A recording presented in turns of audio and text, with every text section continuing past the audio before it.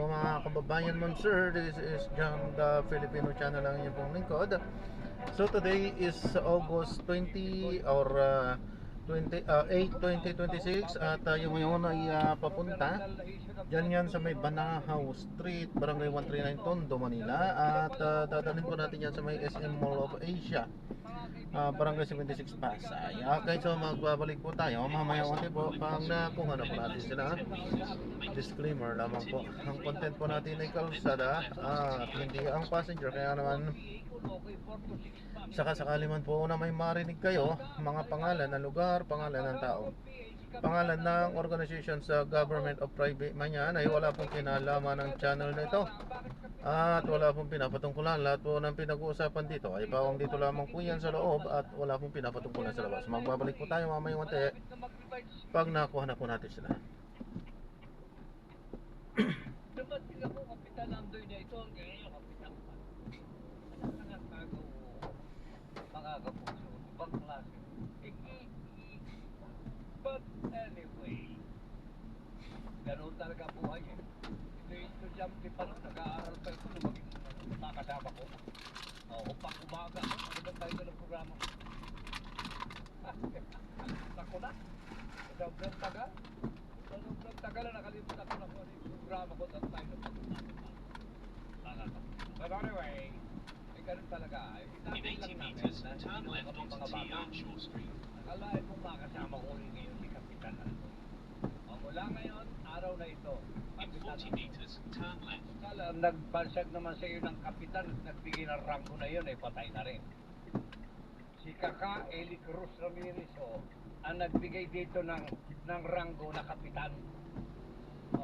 Ngayon, ako naman si Karen de Santa Cruz. After 3 decades, mga In 80 meters, turn right sa onto Del Piero broadcast. Street. Hindi ngayon naman pupromote na kita. From now on, you are General Andoy Yusef. Okay? Pero hindi ba full star ha? Brigadier pa lang ha? Brigadier General Andoy And in Yusef. 20 meters, turn left. Ibaangas yung dati, bang nakakakot no? Andoy. General Andoy. Wow.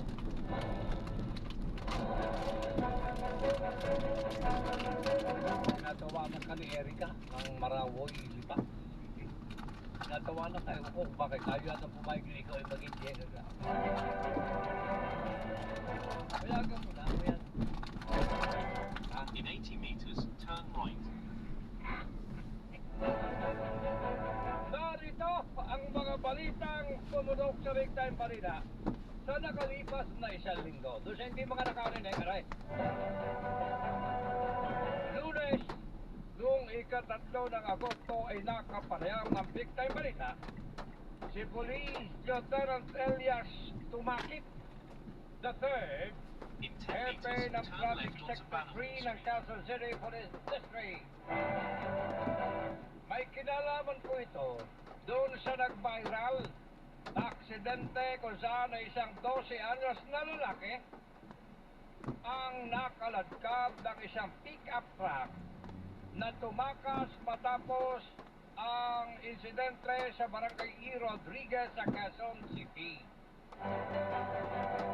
Ayon kay Lieutenant Tumakit, naganap ang insidente sa parking lot ng simbahan kung saan kasamang naglalaro ang bata habang nasa kadagsagan ng malakas na pagulan at dumaan ang sasakyan na nakabundol sa bata.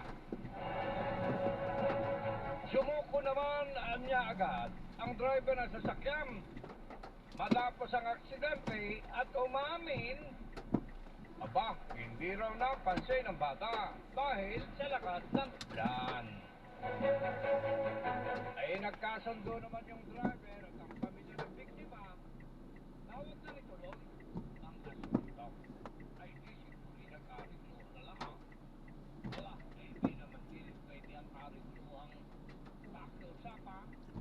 Nakapagdaw, ay general na doon.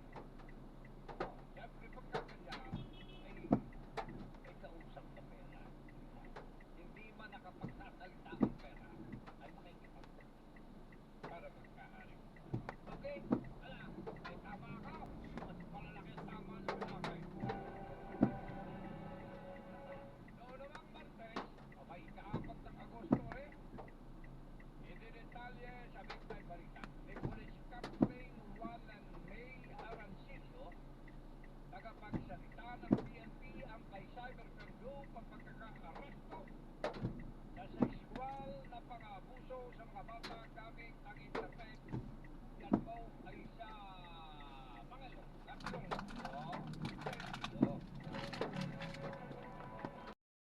i-drop na natin. Maraming salamat po sa panonood. Hanggang sa muli po. Ingat. God bless po. Ano po.